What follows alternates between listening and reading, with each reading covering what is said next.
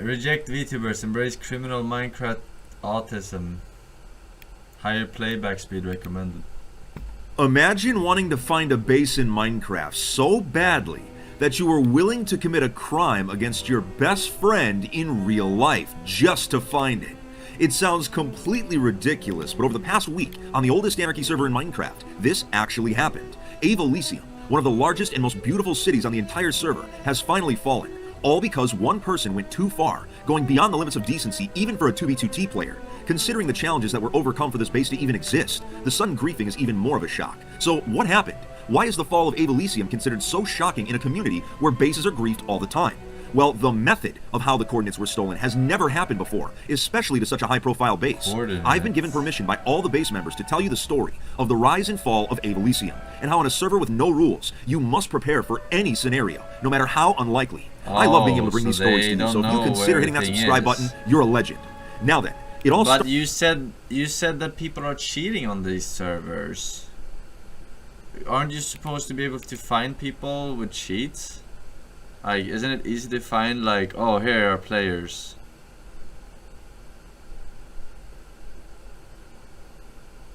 He did an IRL crime? Yeah, but I mean, just using a real life, or sorry, not real life, in-game hacks.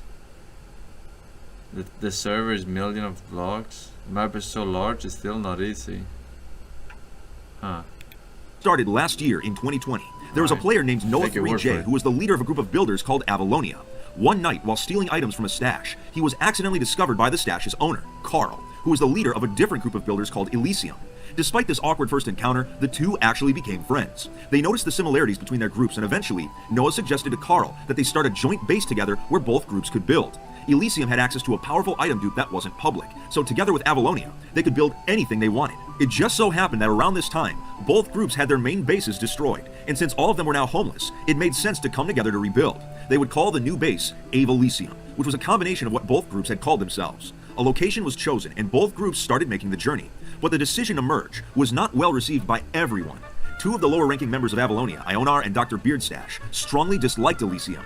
They wanted to steal the item dupe method for themselves and planned to abandon both groups once they had it.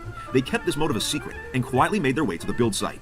Once both groups had arrived with a surplus of building materials, Elysium members taught the Avalonians how to perform the dupe. It required a specific hack client. One of the base members, Redstoner, actually put his computer in his freezer to prevent it from overheating, as he was duping on 5 Minecraft accounts at the same time. As soon as they had it, Ionar and Dr. Beardstash left the group.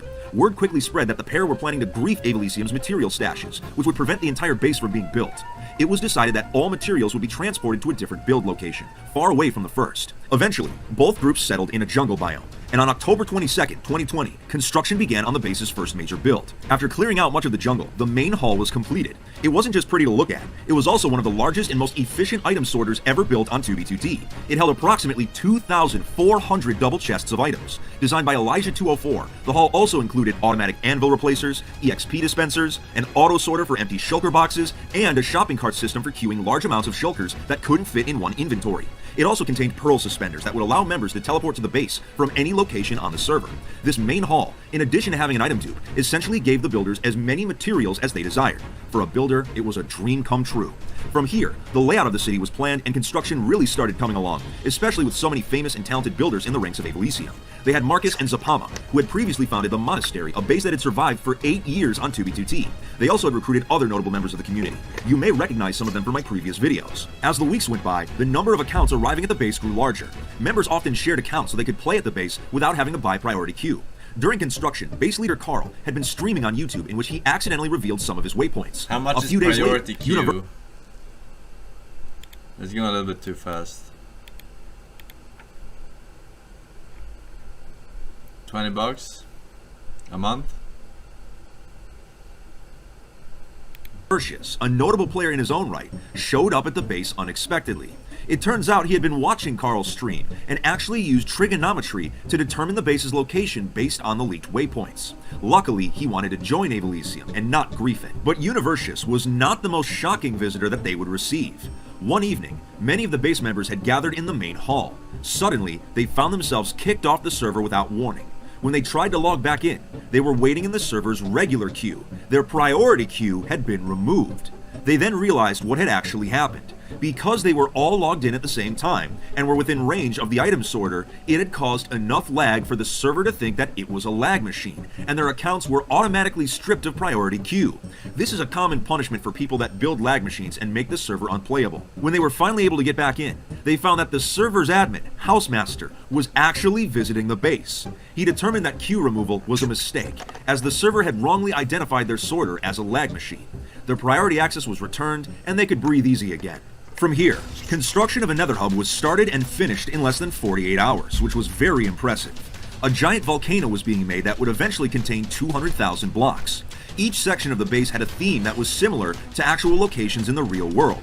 There was an Amsterdam district, an Italian district, a Greek district, and the list goes on.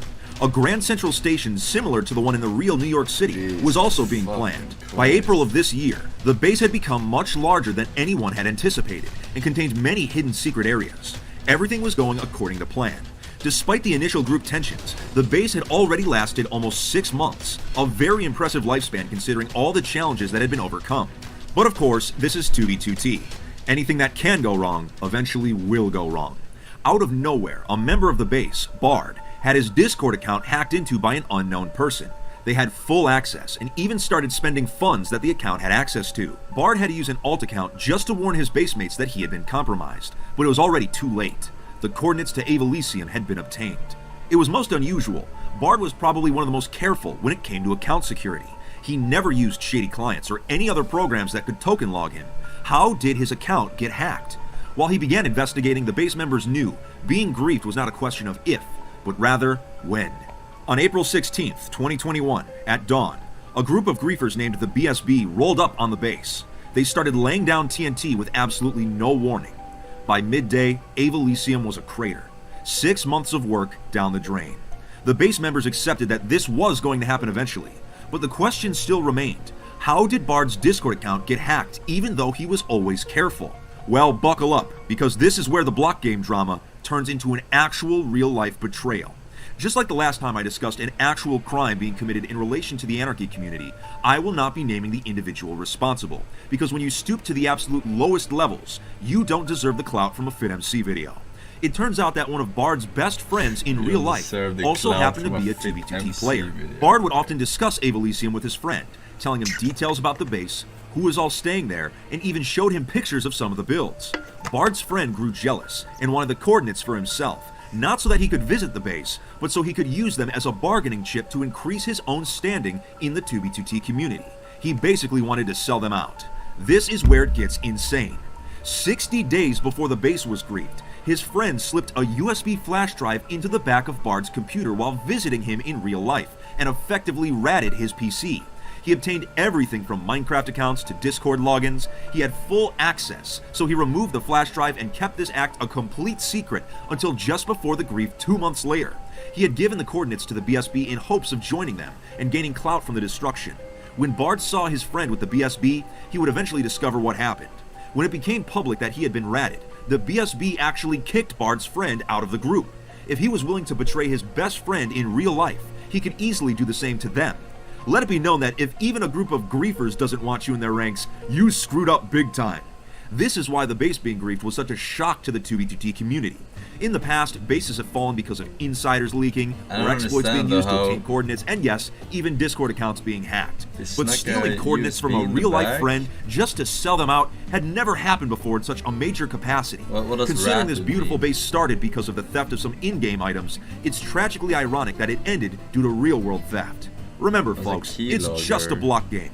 If you enjoyed today's video, consider hitting that like and subscribe button. Also, make sure to follow me on my socials, but that's it. Take it easy, Fit Fam. And then he let his friend log in and stuff, and then before leaving, he took it out. Okay.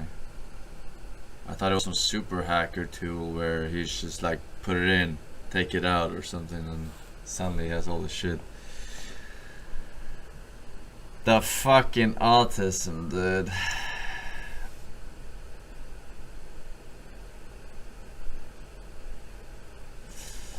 I don't see how it's fun though when people are fucking cheating and shit.